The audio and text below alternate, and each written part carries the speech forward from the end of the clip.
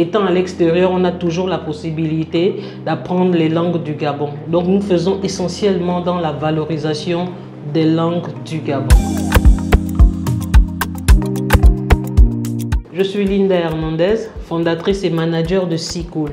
Déjà, le nom Sikul est tiré des langues vernaculaires du Gabon, notamment le mienné. Sikul traduit l'école, mais aussi pour nous, l'idée selon laquelle notre activité elle est présente à travers l'expression Sikul. Parce que généralement, lorsque quelque chose nous plaît, nous avons tendance à utiliser l'expression c'est cool, si cool.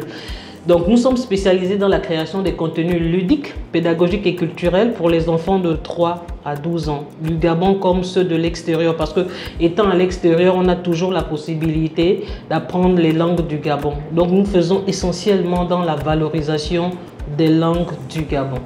Déjà, ce que je tiens à dire d'emblée, c'est que je ne me suis pas investi dans l'entrepreneuriat par hasard. Je ne me retrouve pas dans l'entrepreneuriat par hasard. C'est quelque chose que j'ai toujours senti brûler en moi depuis que je suis enfant et qui s'est révélé simplement au moment opportun, et j'ai choisi le domaine de l'éducation pour pouvoir apporter ma pierre à tout ce qui se fait en matière d'éducation au niveau du Gabon. Donc mon parcours, c'est essentiellement, j'ai travaillé dans le privé, voilà, pendant longtemps. Et au sortir de là, je me suis dit qu'il était temps que je marque véritablement mon passage sur cette terre, et je me suis décidé à entreprendre. Voilà, j'ai suivi de nombreuses formations, notamment au Hub Femmes d'Avenir.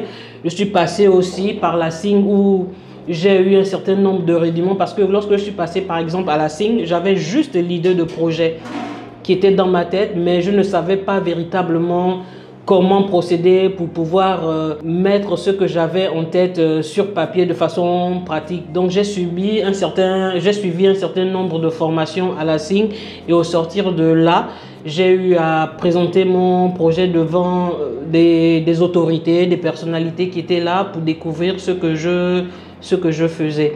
Et à partir de ce moment, je n'ai pas arrêté. Voilà, j'ai continué à me battre. J'ai continué à travailler au point où je suis au jour d'aujourd'hui.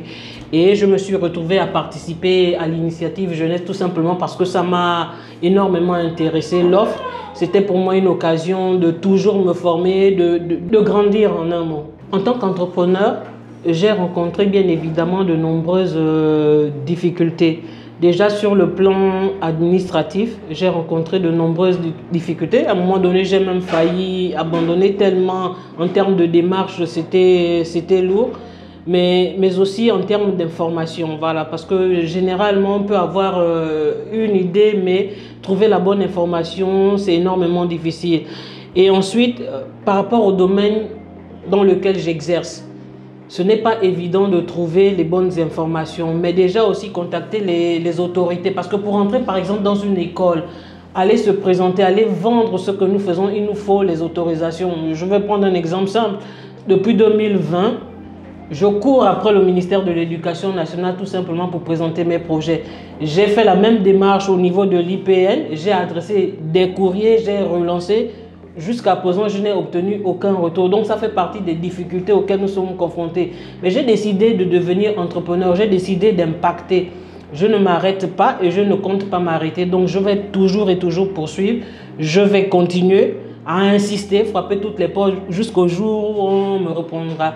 C'est essentiellement les difficultés que je rencontre, notamment avec les autorités de la place.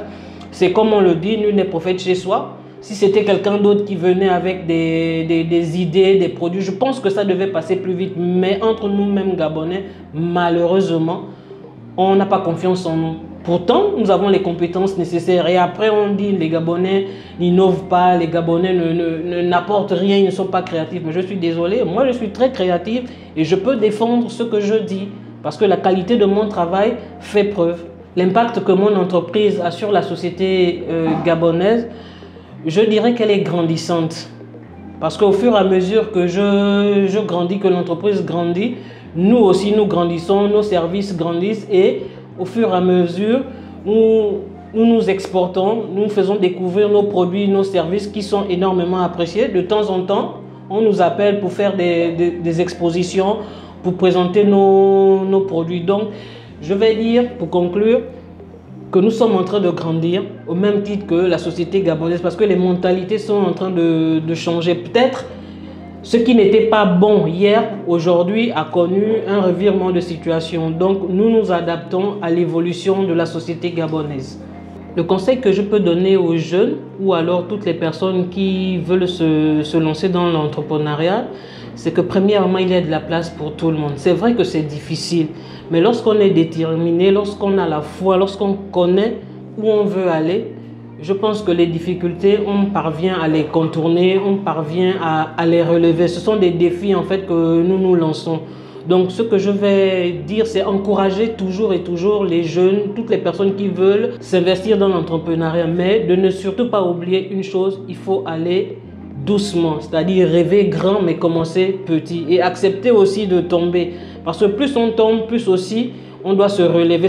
L'échec ne doit pas nous permettre d'abandonner.